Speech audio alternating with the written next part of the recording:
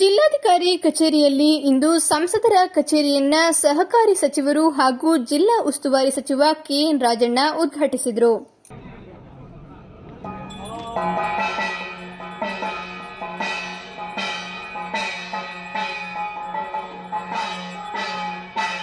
ನೂತನ ಕಚೇರಿಯಲ್ಲಿ ಸಂವಿಧಾನದ ಪೀಠಿಕೆಗೆ ಪುಷ್ಪಾರ್ಚನೆ ಮಾಡಲಾಯಿತು.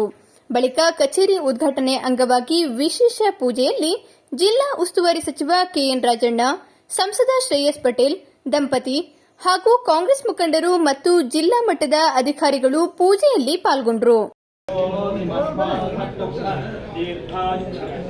ಬಳಿಕ ಮಾತನಾಡಿದ ಅವರು, ಕಳೆದ 25 ವರ್ಷಗಳ ಬಳಿಕ ಕಾಂಗ್ರೆಸ್ನ ಅಭ್ಯರ್ಥಿಗೆ ಜಿಲ್ಲೆಯ ಜನ ಆಶೀರ್ವಾದ ಮಾಡಿ ಶ್ರೇಯಸ್ ಪಟೇಲ್ ಅವರನ್ನ ಸಂಸದನಾಗಿ ಆಯ್ಕೆ ಮಾಡಿದ್ದಾರೆ. ಜನರಿಗೆ ಸುಲಭವಾಗಿ ಸಿಗುವ ನಿಟ್ಟಿನಲ್ಲಿ ಕಚೇರಿಯನ್ನ ಬಳಸಿಕೊಂಡು ಆಗಾಗ ಕಚೇರಿಗೆ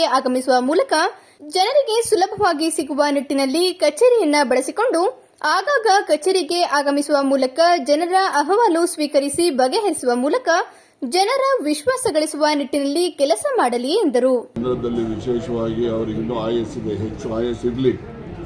ಆ ಒಂದು ಅವಧಿನಲ್ಲಿ ಇನ್ನೂ ಹೆಚ್ಚು ಅಧಿಕಾರನೂ ಅನುಭವಿಸಬಹುದು, ಹೆಚ್ಚು ಅನುಕೂಲನೂ ಕೂಡ ಮಾಡಲಿಕ್ಕೆ ಸಾಧ್ಯ ಇದೆ. ಅವ್ರ ಜೊತೆಲಿರ್ತಕ್ಕಂಥ ಯುವಕರನ್ನು ಕೂಡ ಎಲ್ಲ ಬೆಳೆಸಬೇಕು. ಅವರು ಕೂಡ ಜನರಲ್ಲಿ ಒಂದು ಪ್ರೀತಿ ವಿಶ್ವಾಸವನ್ನು ಗಳಿಸ್ತಕ್ಕಂಥ ನಿಟ್ಟಿನಲ್ಲಿ ಕೆಲಸ ಮಾಡ್ತಾರೆ ಅಂತ ವಿಶ್ವಾಸ ವ್ಯಕ್ತಪಡಿಸ್ತೇನೆ. ಪ್ರತಿಯೊಬ್ಬ ಜನಪ್ರತಿನಿಧಿಗಳು ತಮ್ಮ ಅವಧಿಯಲ್ಲಿ ಮಾಡುವ ಒಳ್ಳೆಯ ಕೆಲಸಗಳ ಮೇಲೆ ಅವರು ಹೆಸರು ಚಿರಸ್ಥಾಯಿಯಾಗಿ ಉಳಿಯಲಿದೆ. ಅದೇ ರೀತಿ ಶ್ರೇಯಸ್ ಪಟೇಲ್ ಕೂಡ ತನ್ನ ಅಧಿಕಾರಾವಧಿಯಲ್ಲಿ ಒಳ್ಳೆಯ ಕೆಲಸಗಳನ್ನು ಮಾಡುವ ಮೂಲಕ ಅವರ ಹೆಸರು ಚಿರಸ್ಥಾಯಿಯಾಗಿ ಉಳಿಯುವ ನಿಟ್ಟಿನಲ್ಲಿ ಕೆಲಸ ಮಾಡಲಿ ಎಂದರು. ಇತ್ತೀಚಿನ ದಿನಗಳಲ್ಲಿ ಗ್ರಾಮ ಪಂಚಾಯಿತಿ ಸದಸ್ಯನಾಗಿ ಆಯ್ಕೆಯಾಗುವುದು ಸವಾಲಿನ ಕೆಲಸ. ಇಂತಹ ಪರಿಸ್ಥಿತಿಯಲ್ಲಿ ಶ್ರೇಯಸ್ ಪಟೇಲ್ ಸಂಸದನಾಗಿ ಆಯ್ಕೆಯಾಗಿದ್ದಾರೆ. ಮುಂದಿನ ದಿನಗಳಲ್ಲಿ ಜಿಲ್ಲೆಯ ಎಲ್ಲಾ ಕಾಂಗ್ರೆಸ್ ಮುಖಂಡರು ಹಾಗೂ ಜನರನ್ನ ವಿಶ್ವಾಸಕ್ಕೆ ತೆಗೆದುಕೊಂಡು ಒಳ್ಳೆಯ ಅಭಿವೃದ್ಧಿ ಕೆಲಸಗಳನ್ನ ಮಾಡುವ ಮೂಲಕ ಜನರ ಆಶೀರ್ವಾದ ಪಡೆದು ಇನ್ನು ಮುಂದಿನ 25 ವರ್ಷಗಳು ಶ್ರೇಯಸ್ ಪಟೇಲ್ ಅವರೇ ಎಂಪಿಯಾಗಿ ಮುಂದುವರಿಯುವಂತೆ ಆಗಲಿ ಎಂದು ತಿಳಿಸಿದರು. ಶ್ರೇಯಸ್ ಪಟೇಲ್ ಅವರು ಕೂಡ ಒಂದು ಹೊಸ ಇತಿಹಾಸವನ್ನು ಸೃಷ್ಟಿ ಮಾಡಿದ್ದಾರೆ.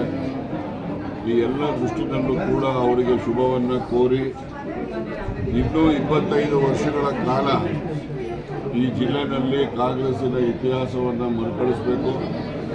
ಶ್ರೇಯಸ್ ಪಟೇಲ್ ಅವರು ಮತ್ತು ಅವರ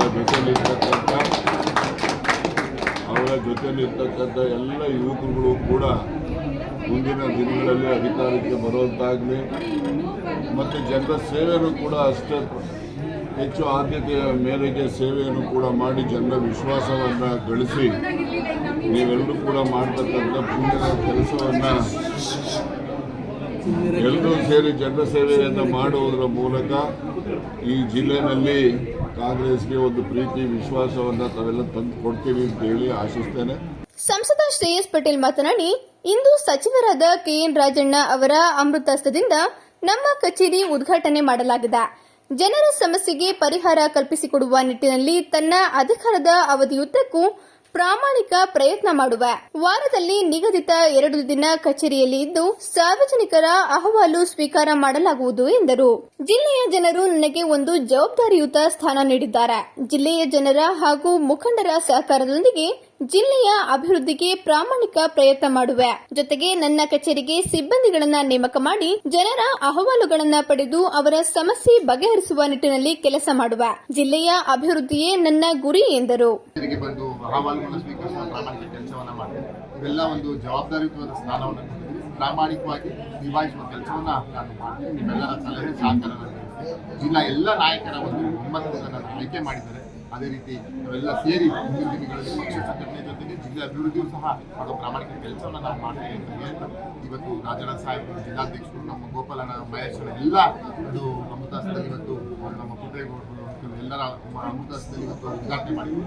ಇದೇ ರೀತಿ ನಮ್ಮ ಕಚೇರಿ ಮುಂದಿನ ದಿನಗಳಲ್ಲಿ ಏನೇ ಸಮಸ್ಯೆಗಳು ಬಂದು ನಮ್ಮ ಗಮನಕ್ಕೆ ಹೋಗಿ ಕಚೇರಿಯಲ್ಲಿ ಸಹ ಒಬ್ಬ ಸಿಬ್ಬಂದಿಗಳು ಇರ್ತಾರೆ ನಮ್ಮವರು, ಅವ್ರ ಗಮನಕ್ಕೆ ಸಹ ಅದು ನನ್ನ ಗಮನಕ್ಕೆ ಬಂದ ಲೆಕ್ಕನೆ ಖಂಡಿತವಾಗಿಯೂ ಆದಷ್ಟು ಬೇಗ ಎಲ್ಲ ಅರ್ಜಿಗಳು ವಿಲೆ ಮಾಡುವ ಕೆಲಸವನ್ನು ನಾವು ಮಾಡ್ತೀವಿ.